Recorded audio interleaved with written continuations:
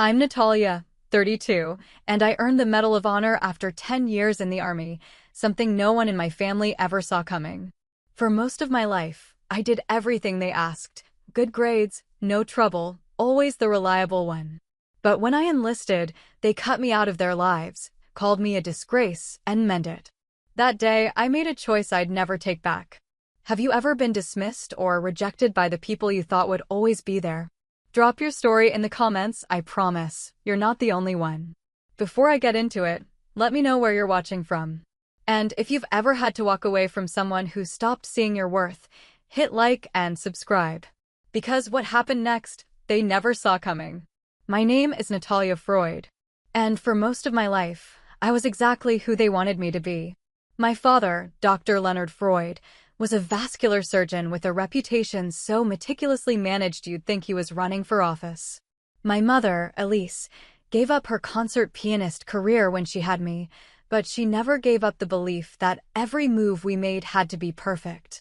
If you didn't get into the right schools, didn't wear the right clothes, didn't speak the right way at the right events, you weren't just letting yourself down, you were embarrassing the family. We lived in a 5-bedroom colonial in West Hartford, Connecticut, on a tree-lined street where everyone's lawn looked professionally trimmed and every mailbox bore a name you were supposed to recognize. Our world wasn't about warmth. It was about presentation. I learned early how to perform, not on stage, but in life. Private schools, cotillion, classical cello, mock trial. By middle school, I had a GPA my parents could brag about at galas, and a vocabulary curated to impress their friends at dinner parties. My younger brother, Max, came along when I was 7, and from the beginning, he was nothing like me. He had no patience for polish. He got into fights at school, stopped wearing his uniform tie by 4th grade, slammed doors when they criticized him. My mother called it his phase. My father just ignored him. Whenever Max blew up, I was the one who buffered. I'd pick him up from the principal's office. I'd cover for him when he skipped piano practice. I'd talk my mom down when she spiraled, which happened more often than anyone outside our home knew. One year, when I was 14, my mom locked herself in the bedroom for 2 full days after Max got caught shoplifting from the mall. I sat with her the second night, in the dark, listening to her whisper about how she'd failed as a mother. My father was out of town at a conference. Or at least, that's what he said. I made dinner for Max. I cleaned the house. I kept everything running. No one ever asked me how I was doing. By high school, I was the one with a spotless transcript and a resume full of leadership roles. My parents made sure I knew what was expected: Ivy League, medical school, maybe law if I insisted on being difficult. But there was one thing I never said out loud, that somewhere deep down, I didn't want any of that. It started small. A school field trip to a local Air Force base. I remember watching the officers, the way they stood, the way they moved, the quiet confidence they had. They didn't seem to care about appearances. They cared about mission, about purpose. I started researching military careers in secret. Late at night, after homework, after practice. I told myself it was just curiosity. It wasn't. The more I read, the more something in me clicked. Structure, discipline, camaraderie, service. Not for the image, not for the applause, but because it meant something. By junior year, I knew. I didn't want a legacy. I wanted a life that was real. I started talking to a recruiter from the Army, pretending it was for a civics project. He asked me questions no one else ever had. Why did I want to serve? What kind of leader did I want to be? What did I want my life to stand for? The answers came faster than I expected. Still, I kept it quiet. I knew what would happen if my parents found out. They had spent my entire life grooming me for one version of success. The idea that I would trade Harvard for a pair of combat boots? It would have been unthinkable to them. So I played my part. I kept my grades up. I applied to every school they asked me to. I smiled through college tours and nodding conversations with alumni they introduced me to at parties. But in the background, I was filling out my application for West Point. When I got the acceptance letter, I didn't tell them right away. I remember the moment I held the envelope. Thick cardstock. The crest embossed in gold. My name printed neatly across the front. I ran my hand over the seal before I opened it. Congratulations. It was the first time in my life that a future felt like mine. When I finally told them, 2 weeks later, sitting across from them at the long dining room table they only used for guests, the room went completely silent. My mother was the first to speak. You're throwing away your entire future. My father didn't even look up from his plate. You will not do this, he said, calm and cold. You don't enlist. People like us don't enlist. I tried to explain that West Point wasn't just enlisting. It was an academy. It was a commission. He cut me off. You're not going to be some uniformed employee taking orders for a living. I didn't raise you for that. I said, quietly, it's leadership. It's service. He finally looked at me. It's disgraceful. Max was in the kitchen, listening. I could see his shadow near the doorframe. He didn't say a word. My mother pushed her plate away. Do you have any idea what people will think? What this will do to your reputation? To ours. That night, I packed a bag and drove to my aunt's house 2 towns over. She wasn't close with my parents, which was probably why she let me in without judgment. I stayed there until it was time to report. A week before I left, I got a letter in the mail. Certified. From a law firm I didn't recognize. It was a revision to my parents' estate plan. They were removing me. The letter was dry and professional, but the message was clear. I was no longer part of the family. They didn't just disapprove. They disowned me. No explanation. No phone call. Just a statement of erasure. I kept the letter. Not out of sentiment, but because I wanted to remember what it cost me to make my own decision. At West Point, I didn't talk about it much. A few people knew, my roommate, my squad leader. But most just assumed I came from the kind of family that sent daughters to service academies. I let them think that.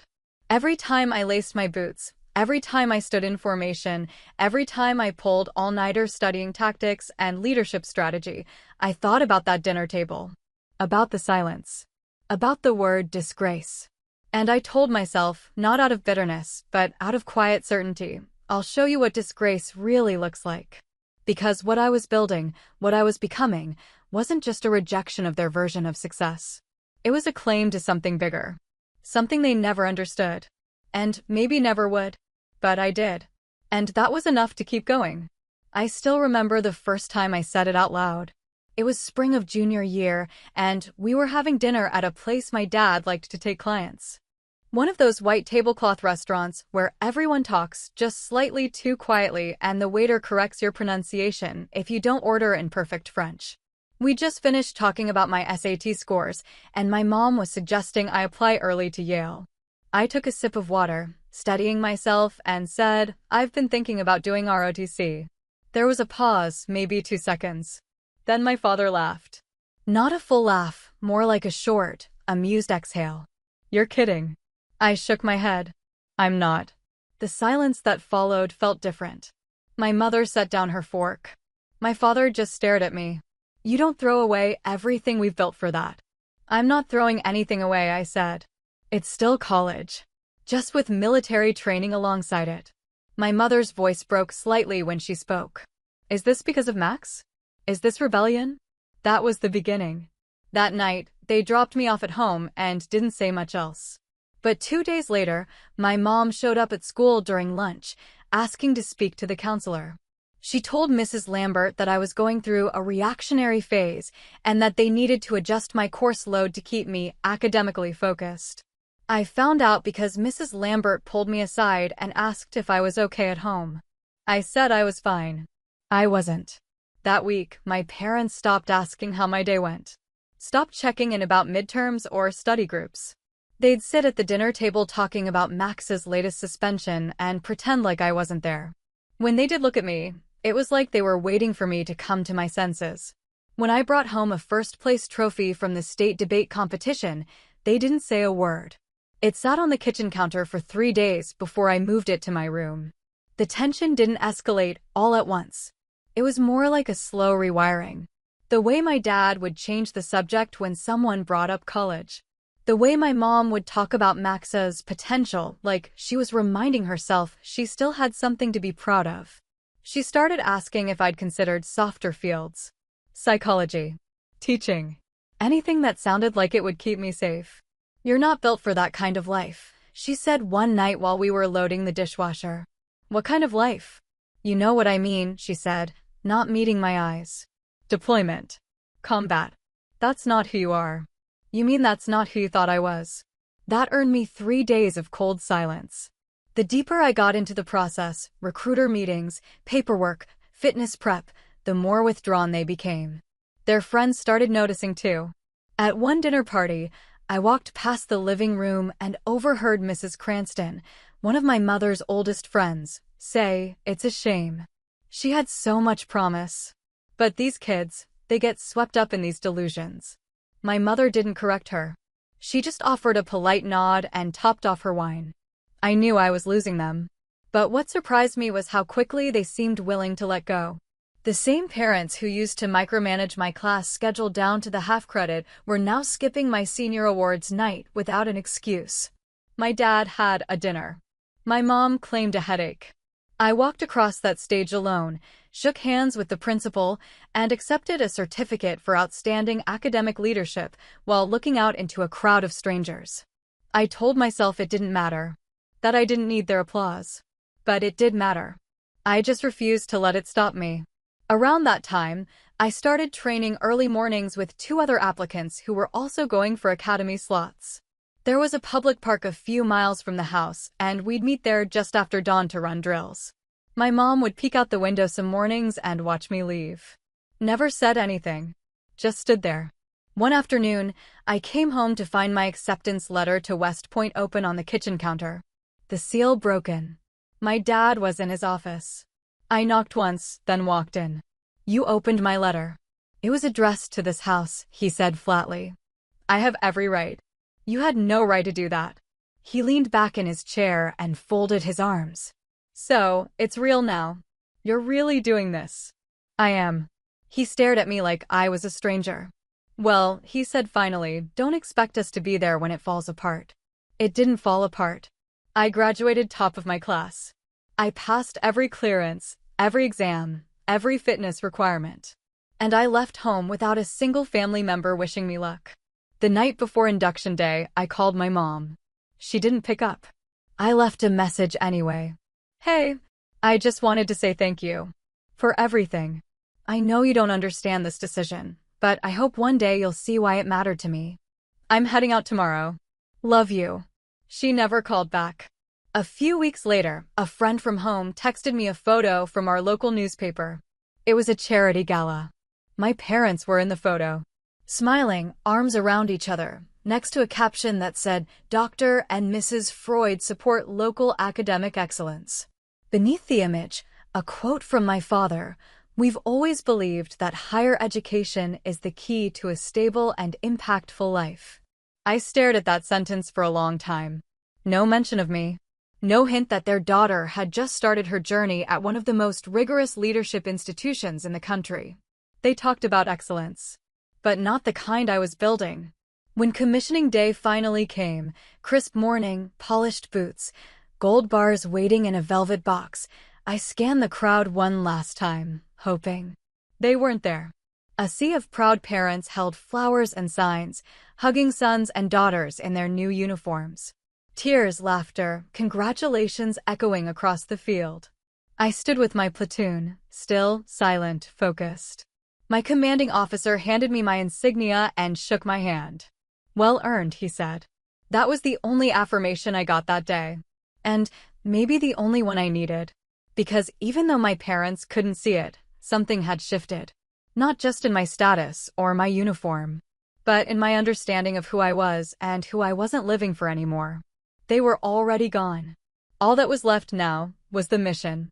It had been 2 years since I left for West Point, and during that time, my parents had gradually shifted from silent disapproval to complete absence. We hadn't spoken since the day I left. I mailed them one letter during my first semester, just a short update, polite, careful, the kind you might send an acquaintance out of obligation. I never got a response. By the time I graduated and received my commission, I had stopped expecting one. Still, when I received deployment orders after completing Ranger School, I felt something shift inside me. Like it deserved acknowledgement. Not pride. Not support. But at least recognition. I was being sent to Afghanistan. It wasn't unexpected, but it was still sobering. I called home the day I got the news. The number hadn't changed. It rang 3 times before my father answered. "Hello." "It's me," I said. Long pause. "I got my first set of orders." Silence again. I could hear the quiet hum of a television in the background. "Afghanistan," I added. He didn't say anything for a while. Then finally, "You made your bed." Click. He hung up. I didn't call back.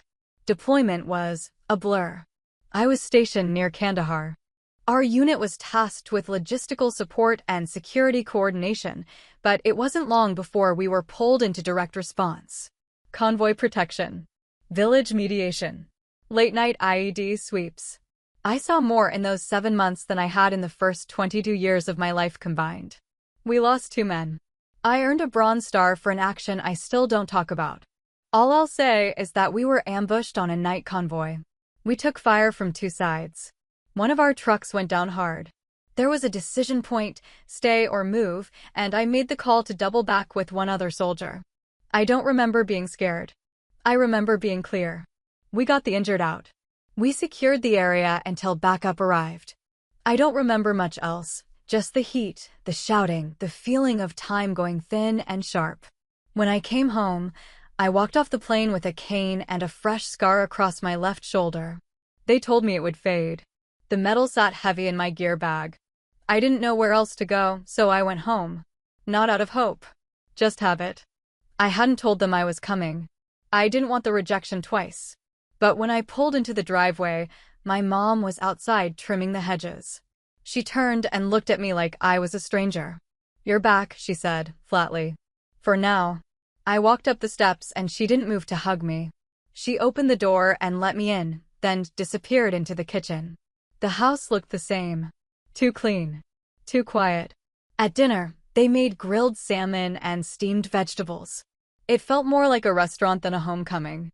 No one asked how I'd been. No one asked about the limp or the scar. My father sat at the head of the table and unfolded his newspaper like it was any other Tuesday. I tried. I told them about the village near Panjway. About how the kids there used to wave at our convoy every morning. How one of them drew a picture of me with a stick figure smile and a cardboard shield. I told them about losing Sergeant Collins. About holding the radio that called in the medevac. My mother dabbed her lips with a napkin. "That sounds intense," she said. My father didn't look up. "You should have stayed in school." I stared at him. "You had everything going for you," he continued, folding his paper slowly. This was a detour. A waste of potential. I didn't respond. He reached under the table and pulled out a manila envelope.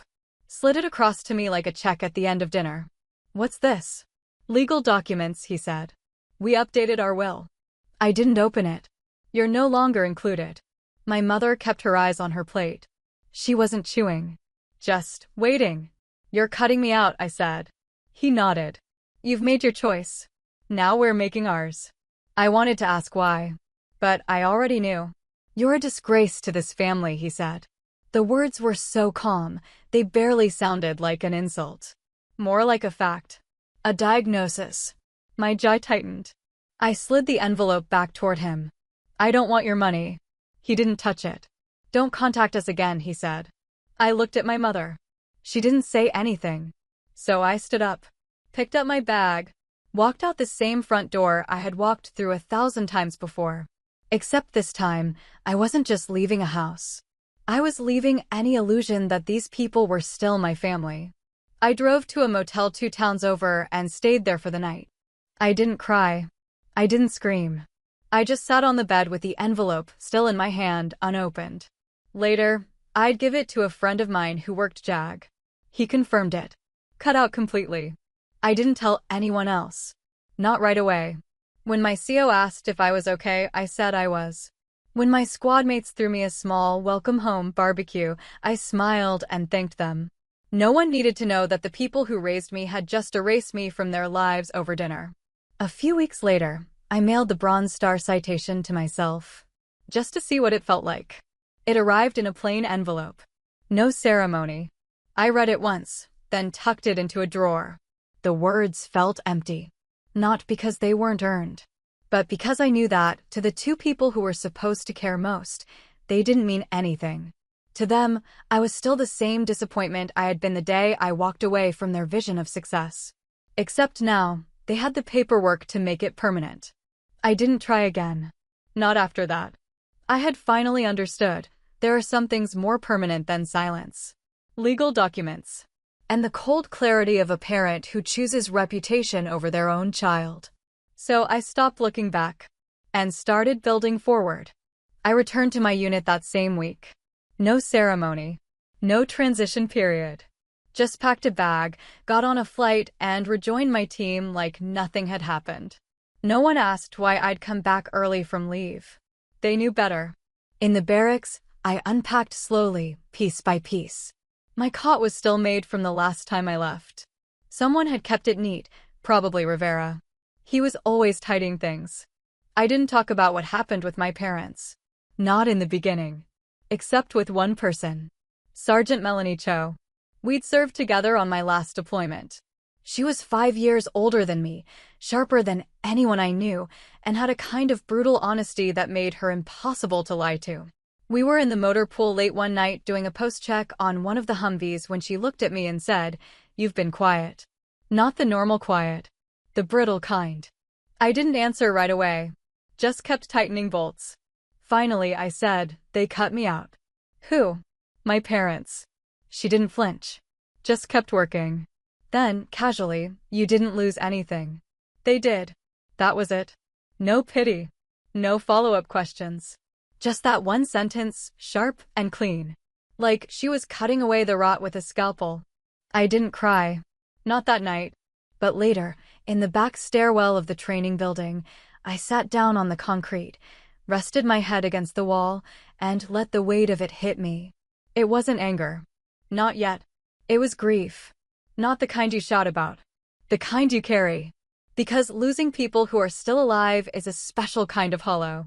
For a while, I kept telling myself they might come around. That one day I'd get a letter. A voicemail. Something. But weeks passed. Then months. Nothing. And after a while, I stopped waiting. I didn't delete their number. But I didn't use it either. Holidays came and went. I sent no cards. They didn't either. In their eyes, I no longer existed. So I started living like I didn't need them to. At first, everything felt mechanical. Train, lead, debrief, repeat. But somewhere in all that motion, something began to shift. The men and women I served with, the ones who stood beside me in places too dangerous to name, they became something else. Not coworkers. Not colleagues. Family. Not because we said it. But because we didn't have to. Because when rounds started flying, no one asked what school you went to or whether your parents approved of your life choices. They just asked if you had their back. And I did. Every time. Cho became my closest friend. We deployed together 3 more times. She had a way of spotting when things were off without making a show of it. When I got a mild concussion from a training accident and tried to brush it off, she cornered me in the hallway and said, "You can't lead anyone if your brain's rattling like a soda can." When a letter from an old high school friend showed up, the first piece of mail from home in years, she handed it to me without a word.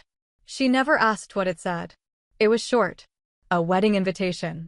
I didn't go. But I did write back. Briefly. "Congratulations. Hope it's everything you dreamed of. Natalia, I didn't sign it with love." I wasn't sure I had any left for that version of my life. I built a different kind of rhythm over the next few years. One that didn't include birthdays or family reunions or holiday plans. Instead, it was patrol schedules, field briefings, deployment rotations. And in that structure, I found something my old life never gave me. Clarity. Every promotion felt earned. Every mission meant something. And when things went wrong, because sometimes they did, we didn't sweep it under the rug or pretend it didn't matter. We sat in a room, called it out, fixed it. There was no room for denial in our world. Only truth. Over time, I started mentoring younger soldiers. Ones who came in with similar stories. One girl, Private Mackenzie, told me during a late-night watch shift that her dad hadn't spoken to her since she shaved her head for basic. "He said I looked like a convict," she said quietly. Said I embarrassed the family. I looked at her for a long time. Then said, my father told me I was a disgrace the day I came back with a Bronze Star. She blinked. Then laughed. Guess they don't get it. No, I said. They don't. But we did. That was enough. I still thought about them sometimes. Not every day, but in moments. When I'd hear a piece of classical piano on the radio, or when someone mentioned Connecticut winters. Sometimes I'd remember things I hadn't thought about in years. My mom teaching me how to fold linen napkins into swans for dinner parties. My dad letting me sit in the back row of his lectures at the hospital, scribbling notes in a notebook I didn't understand. They weren't always cruel, but they were always conditional. And when I broke the condition, they disappeared. That's the part that stayed with me. How quickly love turned into silence. But eventually, even that faded. I kept deploying, kept leading, kept surviving. And the life I built without them started to feel like the only one that was ever truly mine. No one handed it to me. No one paved the road. But every mile was mine. And every scar earned. By the time I hit my 10th year in uniform, I'd been promoted 3 times, led dozens of operations, trained hundreds of soldiers. And not once had I looked over my shoulder wondering if they'd be proud. Because I already knew the answer. And it didn't matter anymore. I wasn't trying to prove anything. Not to them. Not to anyone. Just to myself. That I could lose everything I thought defined me and still become someone worth being. Not in spite of the loss, but because of it. 10 years in, my life looked nothing like the one my parents had mapped out for me. I wasn't a surgeon. I didn't own a house in Connecticut or attend fundraisers in tailored blazers. I didn't have a spouse in finance or weekends spent on the Cape. But I had something else. I had command. Respect. A record built on more than performance reviews and reputation. It didn't happen all at once. My career unfolded quietly, in places that don't make headlines, places where decisions are fast, stakes are high, and recognition is rare. But every mission built something. Every loss shaped something. I never sought medals. I didn't hang my commendations on walls. But I remembered every name, every face, and every call I'd ever had to make, the ones that meant someone wasn't going home. That's what made the nomination feel strange. I wasn't expecting it. My CO pulled me aside after a field exercise in Germany. We were still in gear, dirt on our faces, adrenaline fading from the last scenario. He handed me a manila folder. Inside was a packet I wasn't prepared for. Nomination, Medal of Honor. I stared at it for a long time. He said my name softly, gave me a nod. It's real. The mission they were referring to had happened almost a year earlier. Classified at the time. A hostage extraction in Syria. High stakes. Intel was spotty. We went in on limited notice. One of our birds was hit mid-infill. I ended up on the ground with half the team pinned down, the others cut off completely. The decisions I made over the next 3 hours still keep me up some nights. But the hostages survived. So did most of my team. One didn't. Corporal Nathan Ellis. 24. Smart, fast, and always first on the radio. He bled out on the evac bird holding a photo of his little sister. I didn't feel heroic. I felt responsible. Still do. But somewhere, someone wrote the report. The nomination went through the chain. And now, here it was. I didn't call anyone. Didn't post anything. Just folded the paper and put it in my locker. That night, I sat on my bunk and thought about the other envelope. The one for my father. The will. The sentence. You're a disgrace to this family. It had been almost a decade since I heard his voice. But the words still sat in the back of my mind like a film that never quite fades. At the time, I told myself I didn't need their approval. And mostly, I didn't. But this moment, this strange, surreal recognition, brought up something I hadn't felt in years. Not longing. Not regret. Just a quiet, unresolved echo. I didn't reach out. Not even when the official notice went public. The Department of Defense issued a press release. Full name, rank, unit, photo. It circulated fast, faster than I expected. By lunch, it was on military news sites. By dinner, CNN. I had 2 missed calls from reporters. One from a woman I'd gone to high school with. Her message was awkward. Congratulations. Would love to do a piece. Can't believe it's you. I deleted it. The next morning, our unit public affairs officer pulled me aside. He said a reporter from the New York Times had reached out. Not about the mission. About my family. They declined to comment, he added. I didn't ask how they got in touch. I didn't need to. That was the first time I knew they knew. They'd seen it. Read it. Recognized the name. Maybe even saw the photo. And still silence. No call. No message. No letter. For years, I had imagined different versions of this moment. The day they'd find out who I had become. The rank. The record. The service. In some version, my father would be forced to admit he'd been wrong. My mother would cry. They'd ask for a second chance. But the reality was quieter. They just stayed invisible. And, honestly, it hurt less than I thought it would. The space they left in my life had already been filled. By people who mattered. Cho flew in a week later.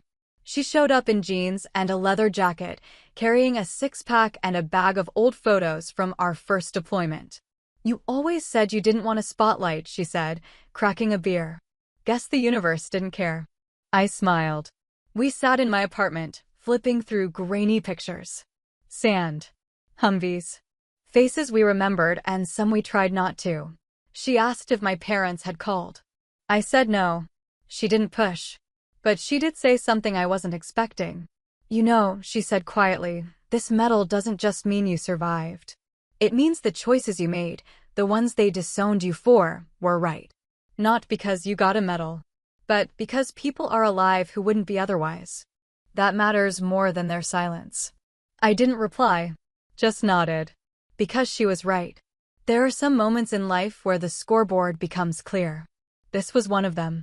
I didn't need my father's validation. I didn't need my mother's tears.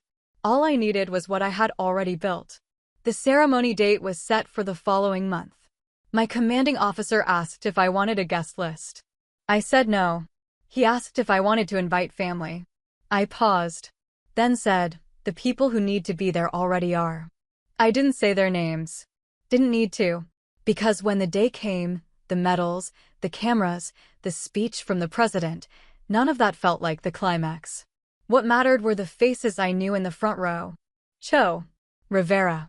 Lieutenant Foster. Even Mackenzie, now a sergeant herself. People who had seen the worst of me and stood by anyway. That was my family. And as the medal was placed around my neck, heavy and still warm from the box, I didn't think about what I'd lost. I thought about what I'd built. And who I'd become when no one was watching. The girl they called a disgrace. Now standing on a national stage. Not to prove them wrong, but to prove myself right. It was almost 3 weeks after the ceremony when I got the message. I was off-grid for a while, decompression protocol. No press, no schedule, just quiet. I'd taken leave upstate, borrowed a cabin from someone in our unit. The kind of place where your phone barely works and the nights are actually dark. I wasn't trying to disappear. I just needed air. Most of the congratulatory messages had come through already by then. People I'd served with, former instructors, even a couple of officers I barely remembered from early postings. My CO had said they'd filter any media requests, but I kept my phone off most of the time anyway. The message came in the form of a voicemail. Landline. No caller ID. The voice on the other end was scratchy, older. Hi, Natalia, it's Mrs. Garland. I'm not sure if you remember me. We lived 2 doors down from your parents back in West Hartford. I just wanted to say I saw the news. You looked incredible. Your mother was outside when it aired. Sitting on the porch.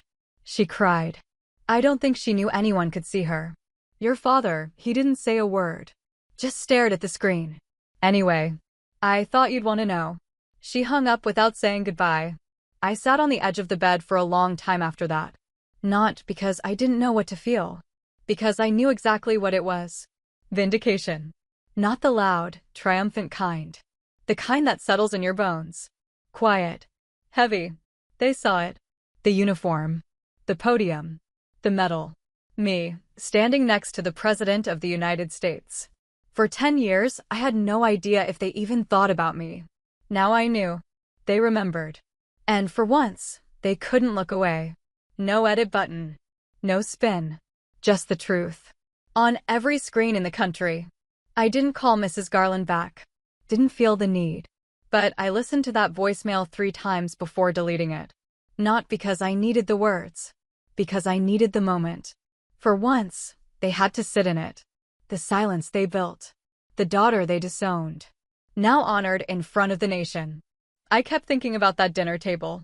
The envelope. My father's voice when he said, "You're a disgrace." And now, after everything, the disgrace was being broadcast to every home in America, except this time, he couldn't control the narrative. I heard from a few more people after that. An old teacher emailed me. Said my mother had stopped by her house, by accident, a few days after the ceremony. Spoke in circles for half an hour. Never mentioned my name. But cried when she left. One of my high school classmates reached out on social media. Your dad looked stunned. We were watching at the bar, and someone had to tell him to sit down. I didn't respond to any of them.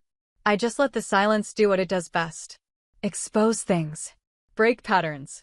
Make people squirm. It's funny how long it took for the consequences to land. I had spent so many years wondering what it would take. What would finally make them see? Turns out, it wasn't the deployments. Or the Bronze Star. Or the years I held teams together in places they couldn't pronounce. It wasn't the leadership roles, the citations, or the loss. It was the public recognition. A camera. A medal. A stage. I used to resent that.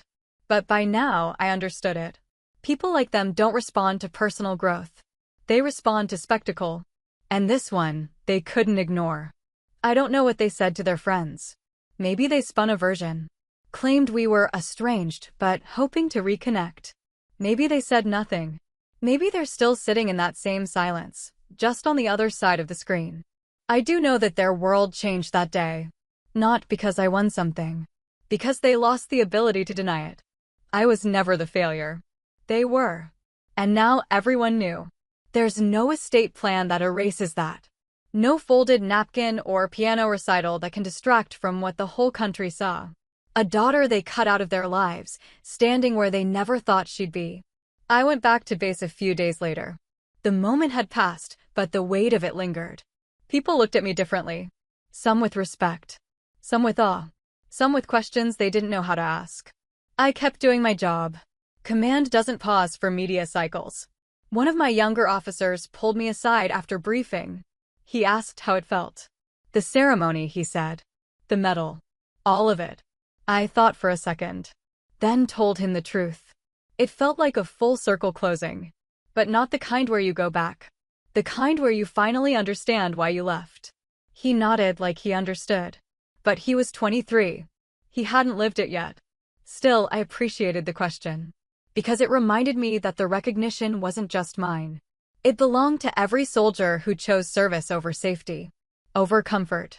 Over family expectations. And it proved something I'd always believed, deep down. You don't need a perfect past to build a meaningful future. You just need the will to keep going. And the clarity to know who you are, even when no one else does. A few nights later, Cho and I sat on the base roof, drinking bad coffee and watching the lights from the flight line. She asked if I ever thought about calling them. I shook my head. I don't want an apology that's only happening because the cameras showed up. She didn't argue. She knew. Instead, she said, sometimes the best revenge is just letting them watch.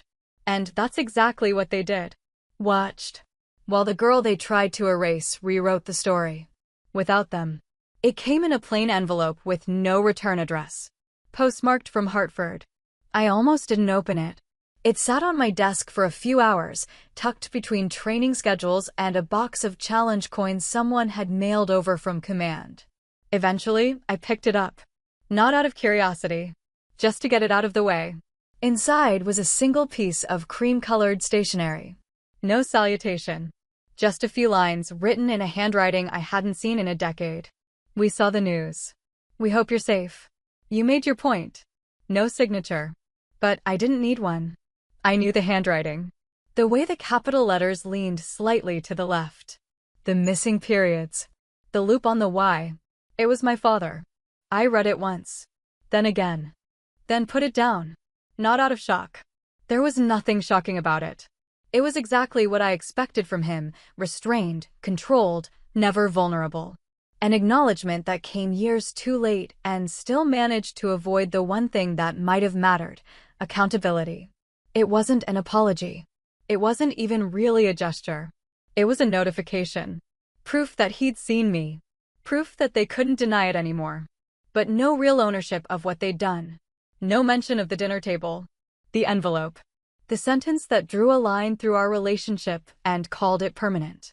Just a line about me, making my point. As if this had all been a stunt. As if 10 years of service, sacrifice, and survival had been some elaborate rebellion. It would have been laughable if it wasn't so hollow. I didn't write back. I didn't even think about writing back. There was no part of me that wanted to reopen that door, not even a crack. Because I finally understood that some boundaries aren't meant to be crossed again. Some closures come without conversation. And this was one of them. Still, something about that letter settled something inside me. I didn't feel angry. I didn't feel hurt. I felt clean.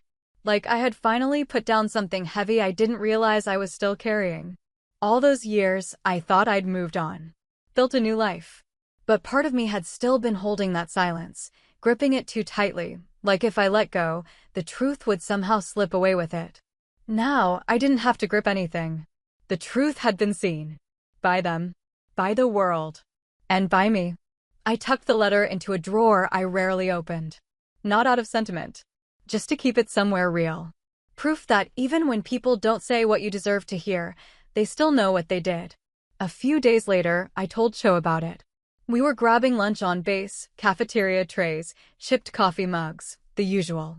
I mentioned it halfway through a story about a new lieutenant who kept mispronouncing acronyms.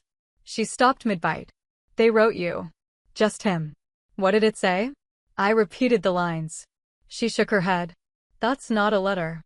That's a memo. I laughed. First time I'd laughed about it. It felt good.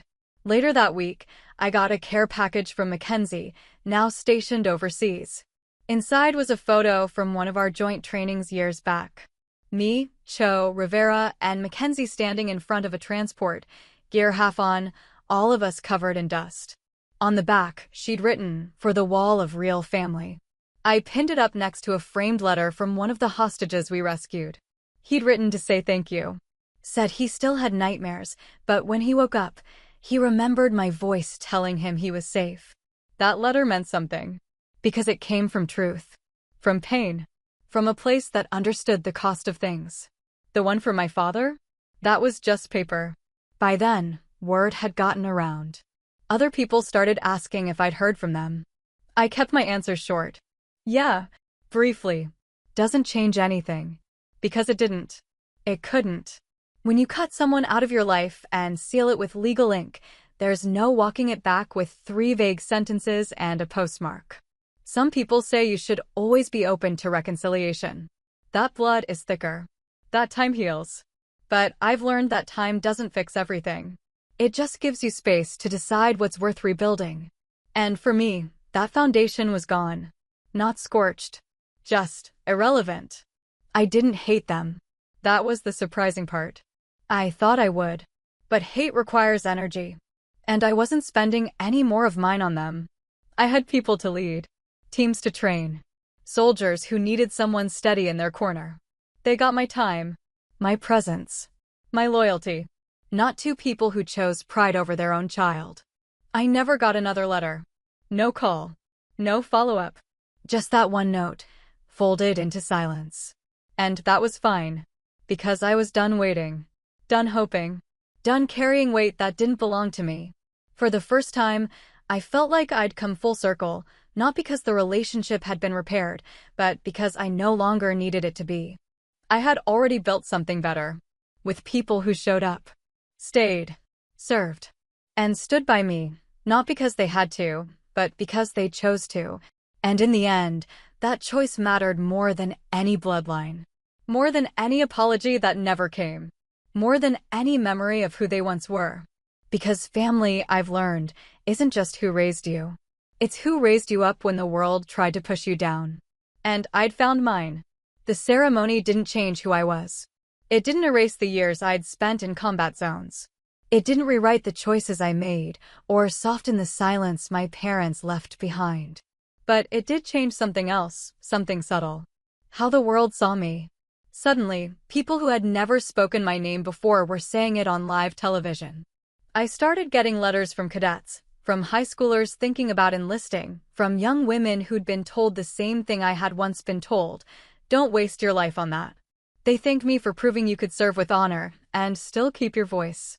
One of them wrote, "I showed your story to my dad. He finally said I could apply." That one stayed with me.